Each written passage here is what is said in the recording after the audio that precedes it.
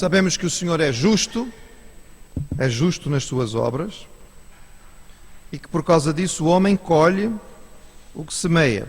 Estas duas verdades são irmãs, andam juntas, e nós somos facilmente esclarecidos por elas, pelas ilustrações que nós encontramos a respeito disto, do princípio até ao fim da Bíblia.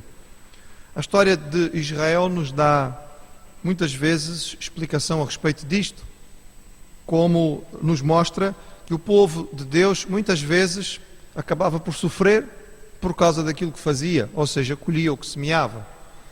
A passada, olhando para a experiência do povo, diferente daquilo que nós acabamos de cantar aqui, sou feliz, o povo reclamava e dizia, estamos fartos disto, não aguentamos mais. E mais uma vez murmurando, e mais uma vez reclamando, e mais uma vez discutindo. E como consequência tiveram uma experiência muito desagradável com aquelas serpentes venenosas no meio do deserto, no meio das pedras e das areias, e que levaram o povo à perda de um número significativo da população, e o Senhor teve que providenciar um meio especial para a salvação.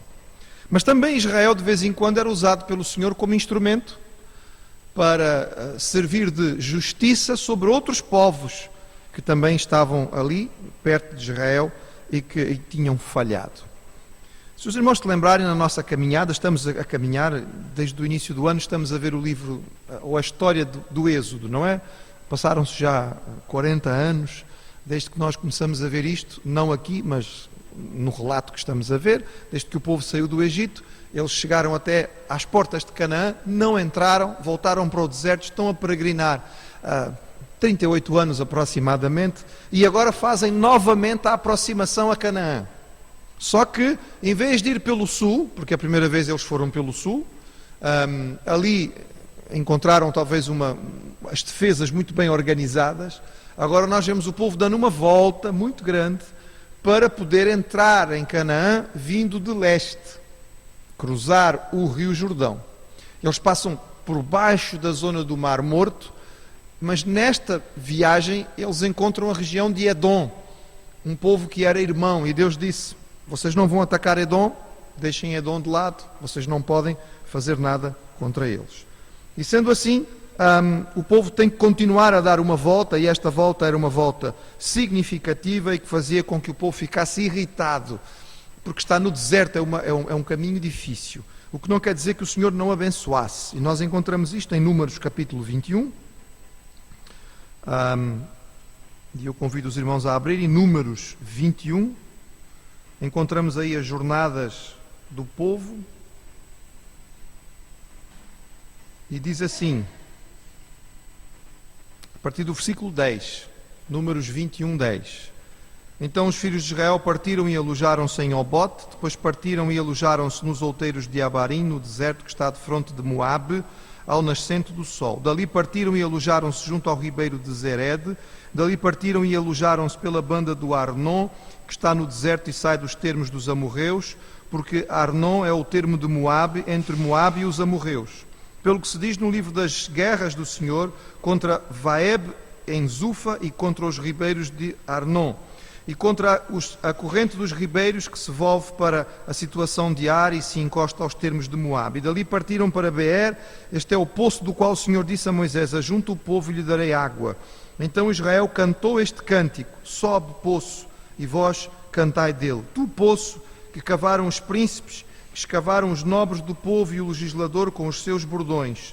E do deserto partiram para Matana, e de Matana para Naaliel, e de Naaliel para Bamote. Esta descrição pode nos parecer um bocadinho cansativa, uma série de nomes que nós não percebemos, mas ela nos tem aqui dois pormenores importantes. Primeiro, os irmãos devem compreender que o povo está dando toda esta volta e caminhando, e caminhando, e caminhando, porque primeiro, Deus não permitiu que atacassem Edom, e segundo, Deus não permitiu que atacassem nem Moabe e nem Amon.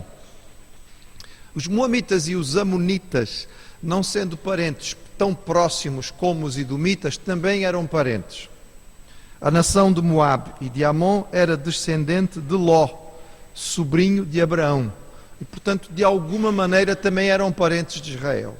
O Senhor disse e nós encontramos isso no livro de Deuteronômio, o Senhor disse: não molestes aos de Moabe e não contendas com eles em peleja, porque não te darei a terra da sua terra por herança, porquanto tenho dado o Ar por herança aos filhos de Ló. E mais tarde o Senhor diz: e chegando até defronte dos filhos de Amon, não os molestes, e com eles não contendas, porque da terra dos filhos de Amon não te darei herança, porquanto aos filhos de Ló a tenho dado por herança. Ou seja, Deus especificou que Israel não podia combater nem com Edom, nem com Moabe, nem com Amon. Aqui, neste momento. Mais tarde, estes povos vão se fazer inimigos de Israel, vão atacar Israel várias vezes. E aí, até por uma questão de defesa, Israel vai se defender contra estas nações. Mas neste momento o Senhor não permite que Israel faça frente a estes povos, que são povos de alguma maneira irmãos. E portanto, apesar de estarem no caminho, o Senhor diz: esta terra eu não vou vos dar a vocês, eu permiti que esta terra fosse dada em herança a outras nações. Há aqui um aspecto curioso, irmãos, que nós devemos guardar.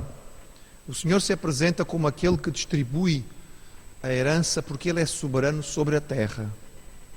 E este é um conceito único de Israel. Porque naquele tempo os povos tinham a noção de que o seu Deus, o Deus daquele povo, era responsável pelo seu território. Saiu do território, acabou. Naquele território já não é o nosso Deus, é o outro Deus que manda. Mas o Deus de Israel não somente comanda o território que vai dar à sua nação, como todas as outras terras. E Deus diz a Israel: vocês não vão lutar contra este povo, porque eu dei esta terra em herança a este povo. Ou seja, não somente o Senhor tinha separado uma herança para o povo de Israel, mas tinha separado uma herança para os moabitas, para os amonitas, para os edomitas, e Deus tinha-lhes dado terra para que eles pudessem ali habitar. É um conceito diferente daquele que habitualmente os povos da terra costumavam ter. Também verificamos aqui neste texto que o Senhor vai providenciando aquilo que é necessário. E aqui no caso a água, que era tão importante, aqui a ideia que ficamos é de que não houve apenas um poço, mas parece haver um conjunto de poços. Há verdadeiros mananciais, há uma abundância de água nesta região que é fornecida. Então Israel está a dar uma volta significativa, já passou pelo sul de Edom, depois de passar pelo sul de Edom, em vez de cruzar diretamente para leste, não pode fazer isso porque tem a terra dos moabitas, sobe mais um bocadinho, também não pode, tem a terra dos amonitas, e só quando chega à fronteira entre a terra dos amonitas, que é o Arnon, e acima disto, que já é uma outra região, é que Israel vai ter autorização de cruzar. Mas a terra não está vazia, tem habitantes lá. Então vamos ver o que é que acontece. Verso 21. E de Bamote ao vale que está no campo de Moabe, no cume do Pisga e à vista do deserto, então Israel mandou mensageiros a Seom, rei dos amorreus, dizendo: deixa-me passar pela tua terra, não nos desviaremos pelos campos, nem pelas vinhas, as águas dos poços não beberemos, iremos pela estrada real, até que passemos os teus termos. Porém Seom não deixou passar a Israel pelos seus termos. Antes Seom congregou todo o seu povo e saiu ao encontro de Israel ao deserto e veio a Jaza e pelejou contra Israel. Mas Israel o feriu ao fio da espada e tomou a sua terra em possessão, desde o Arnon até o Jaboque, até os filhos de Amon, porquanto os termos dos filhos de Amon era firme. Assim Israel tomou todas estas cidades, e Israel habitou em todas as cidades dos amorreus em Hesbom e em todas as suas aldeias. Porque Hesbom era a cidade de Seom, rei dos amorreus, tinha pelejado contra o precedente rei dos moabitas e tinha tomado da sua mão toda a terra até o Arnon. Pelo que dizem os que falam em provérbios: vinde a Hesbom, edifique-se e fortifique-se a cidade de Seom, porque fogo saiu de Hesbom e uma chama da cidade de Seom e consumiu a ar dos moabitas e os senhores dos altos de Arnon. Ai de ti, Moabe, perdido és, povo de Quemós. Entregou seus filhos que iam fugindo e suas filhas como cativas a Seom, rei dos amorreus. E nós os derribamos, Hesbom perdida é até Dibom, e os assolamos até Nofá, que se estende até Medeba. Assim Israel habitou na terra dos amorreus. O pedido de passagem pela terra dos amorreus foi cortês, foi educado. Moisés manda uma delegação falar com Seom, rei dos amorreus. Este homem era um usurpador, ele tinha tomado território que não era seu, mas nós vivemos numa época em que vale a lei do mais forte.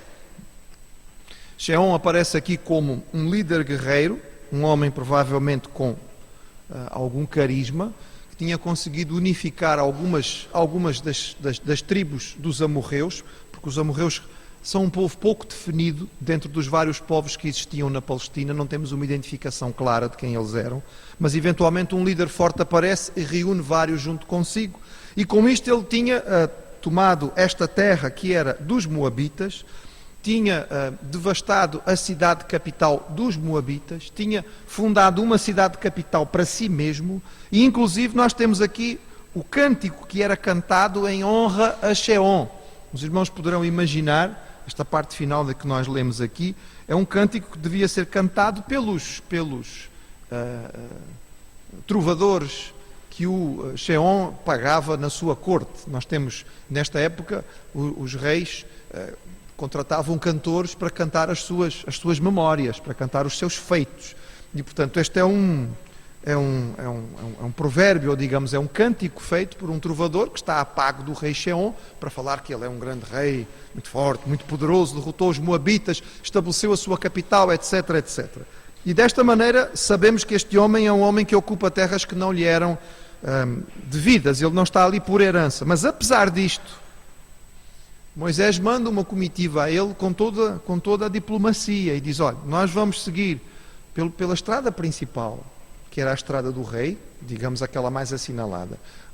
Não vamos nos desviar, não vamos pilhar os campos, não vamos beber dos poços. Pronto, são 2 milhões de pessoas pelo menos, não é propriamente um grupinho que vai em peregrinação ali à esquina, é uma multidão enorme. Mas a verdade é que Seom não somente não responde, porque no contato anterior feito entre os edomitas, há uma resposta do rei de Edom. Aqui não. Ele nem sequer responde. A resposta dele é aparecer diante de Israel com o seu exército formado, não é? Com a sua tropa formada. Ele não dá hipóteses nenhumas a Israel de dialogar. Temos aqui um rei tirano, orgulhoso, perverso, porque o texto diz de forma muito clara que ele tinha orgulho naquilo que tinha feito, na destruição da cidade, na maneira como ele tinha morto as pessoas, como ele tinha tomado como cativos as pessoas de Moabe. Portanto, é um líder próprio daquela época. O seu coração não é um bom coração, mas aqui nós vemos que ele é completamente derrotado por Israel. E como dizia aos irmãos no princípio, a justiça de Deus se forma e se apresenta de muitas maneiras. E aqui a justiça do Senhor vai ser usar o povo de Israel para punir um líder mau, que tinha sido um homem cruel e que tinha feito muita coisa triste, digamos assim. Logo, Israel é instrumento de Deus para punir a maldade de Seom. Seom matou pela espada, morreu pela espada. Conquistou pela força, foi conquistado pela força. E a lei do Senhor continua a ser cumprida. Entre o ribeiro do Jaboque e o ribeiro de Arnon ficaria então a terra que Seom tinha conquistado aos Moabitas. Para cima disto havia um outro reino. Eram pequenos reinos, não é? Quando estamos a falar em reino, não seriam grandes reinos, mas um pequeno reino. Em relação a este outro reino, as coisas também não correram lá muito bem. E nós lemos assim, verso 32.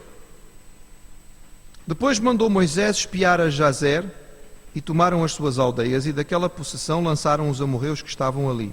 Então viraram-se e subiram o caminho de Bazã, e Og, rei de Bazã, saiu contra eles, ele e todo o seu povo, à peleja em Edrei. E disse o Senhor a Moisés: não o temas, porque eu te tenho dado na tua mão, a ele e a todo o seu povo e à sua terra, e far-lhe-ás como fizeste a Seom, rei dos amorreus, que habitava em Hesbom. E de tal maneira o feriram a ele e aos seus filhos e a todo o seu povo, e povo que nenhum deles escapou, e tomaram a sua terra em possessão. Og era outro rei regional, um pequeno território que ficava acima do ribeiro do Jabor. Nós lemos em Deuteronômio que este Og era um gigante. Provavelmente ele era um daqueles homens altos e poderosos de quem os espias tinham falado quando pela primeira vez foram ver a terra. Na altura eu disse aos irmãos que a palavra usada para gigante ou para homens muito altos no texto original pode realmente estar a falar de homens muito altos, em termos de eram mesmo gigantes, ou pode estar a falar de homens muito poderosos. Não é? O indivíduo era um grande líder. A partir do momento que ele é um grande líder, ele é sempre grande. Não interessa se ele é baixinho ou não. É grande, é um gigante. Mesmo que em termos de estatura não o fosse. Portanto, ficamos aqui com uma dúvida. Uma certeza absoluta, o que nós sabemos é, mais uma vez, temos aqui um guerreiro famoso. Og era um guerreiro famoso. Assim como Sheon. Eram homens famosos como líderes militares que tinham conquistado território na base da força, que tinham uma unidade de cidades que estavam debaixo do seu domínio, provavelmente pagariam algum tipo de tributo a alguma potência regional. Não sabemos nesta altura se seria o Egito, que tinha perdido muita força, ou alguma potência da Mesopotâmia, mas em princípio deviam pagar. E aqui nós temos a noção inclusive do número de cidades. Eles tinham cerca de 60 cidades que vão passar a ser de Israel. Isto tudo nós lemos em Deuteronômio no capítulo 3. Foi uma outra vitória que não permitiu a Israel diálogo. Mais uma vez temos um rei que simplesmente levanta as suas tropas e as envia contra Israel sem qualquer possibilidade de conversa. E foi novamente uma vitória cabal e completa, em que os dois reis amorreus são derrotados e assim os povos cananitas começam a ter a informação do que é que está a acontecer. Aqui nós temos várias razões pelas quais o Senhor deu a vitória. Primeiro, nós temos a vitória por causa da justiça. Estes homens eram homens maus, tinham conquistado o poder de uma forma maligna e cruel. E, portanto, o Senhor está a usar Israel para os punir.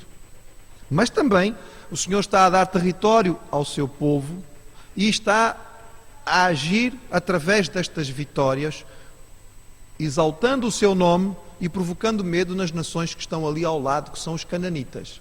Os irmãos têm que entender que isto está a acontecer ao lado do Rio Jordão. O Rio Jordão está aqui, do lado de cá está o território que vai pertencer a Israel. Nós estamos do lado de lá, na Transjordânia. Mas passar a informação para o outro lado do rio era coisa fácil. E os indivíduos que fugiam daqui atravessavam o rio, iam para as suas cidades vizinhas e irmãs dos cananitas, dizer a eles, olha, aconteceu isto, aquilo e aquilo outro. Sheon e Og eram reis famosos, eram grandes militares, tinham exércitos bem treinados, portanto a derrota deles é significativa. Ouçam, irmãos, o que vai ser dito, por exemplo, por Raabe, quando os espias vão até Jericó. Ela vai dizer o seguinte aos dois espias que ela esconde na casa dela: temos ouvido o que o Senhor secou as águas do Mar Vermelho diante de vós, quando saías do Egito, e o que fizeste aos dois reis dos amorreus, a Sheon e a Og, que estavam de além do Jordão, os quais destruístes.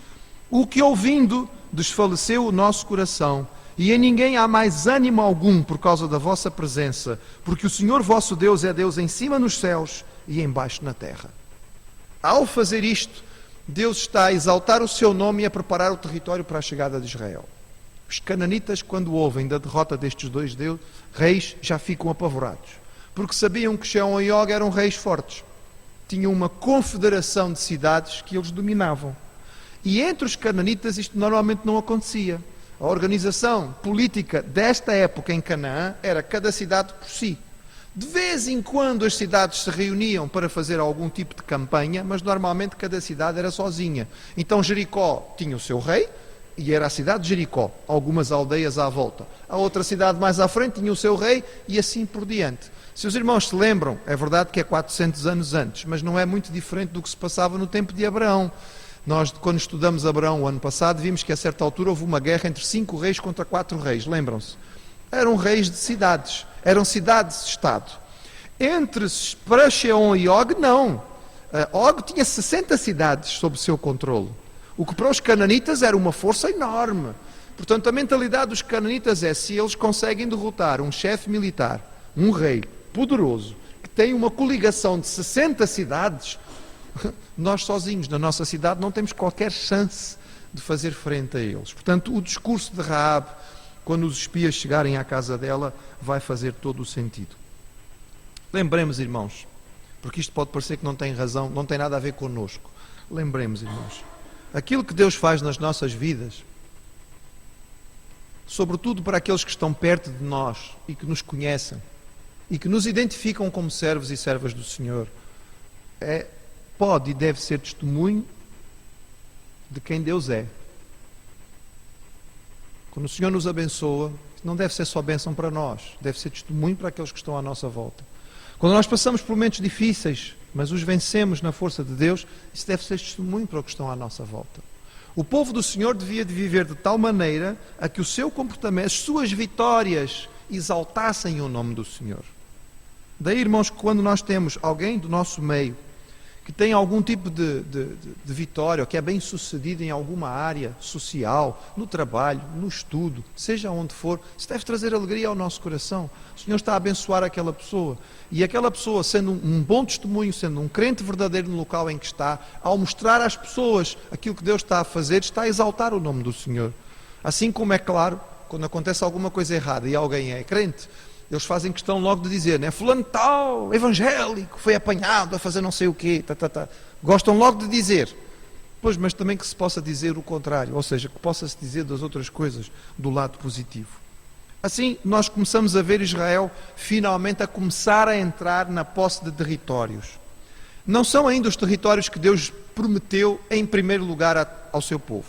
Os territórios que Deus prometeu são do outro lado do Rio Jordão. Mas nós sabemos que o povo é tanto que não cabe dentro daquele pequenino território que vai ocupar. Então estes territórios do lado de cá, todo o território que ficava acima do ribeiro de Arnon e do Jaboque, até lá em cima, portanto do outro lado do Rio Jordão, vai ser chamado, em termos de Antigo Testamento, a terra de Gileade. E os irmãos vão encontrar depois muitas vezes falando sobre a terra de Gileade. É esta terra aqui que é conquistada nesta altura. E estes territórios vão ficar em posse para a tribo de Ruben. A tribo de Ruben vai ficar essencialmente com o território que pertencia ao rei Sheon.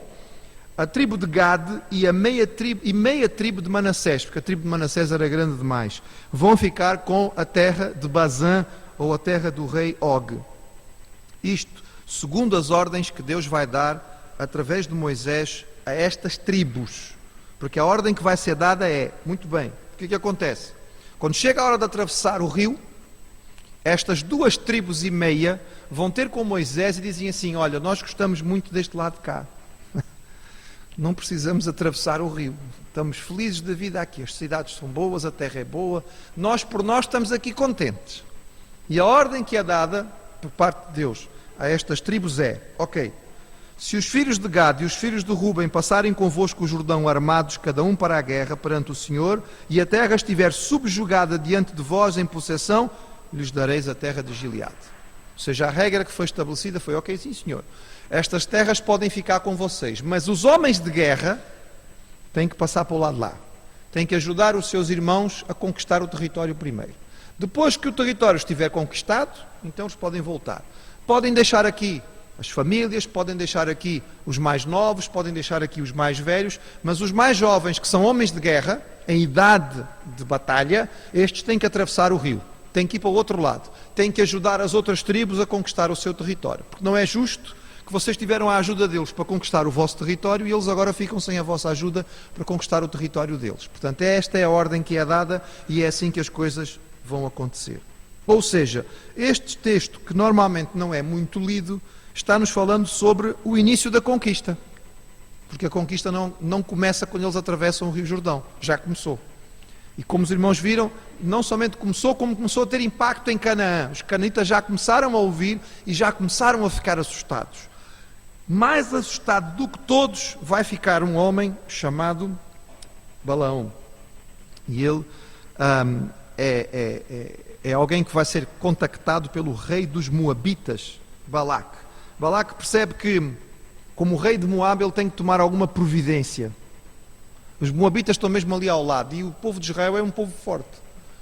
É uma multidão. E, além disso, ele percebeu que os israelitas são um povo, afinal de contas, bom de guerra, porque derrotaram os seus vizinhos que os tinham derrotado a eles. E a lógica da cabeça de Balaque é, se eles derrotaram a Sheon e a Og, que tinham-nos derrotado a nós, amanhã eles olham para o nosso território e dizem, já agora vamos apanhar isto aqui também. E Balaque diz, temos que fazer alguma coisa, mas é assim, tropas para enfrentá-los eu não tenho. Se eles ganharam a Og e a Sheon, não vale a pena enfrentá-los em campo de batalha, portanto eu vou ter que usar outro tipo de estratégia.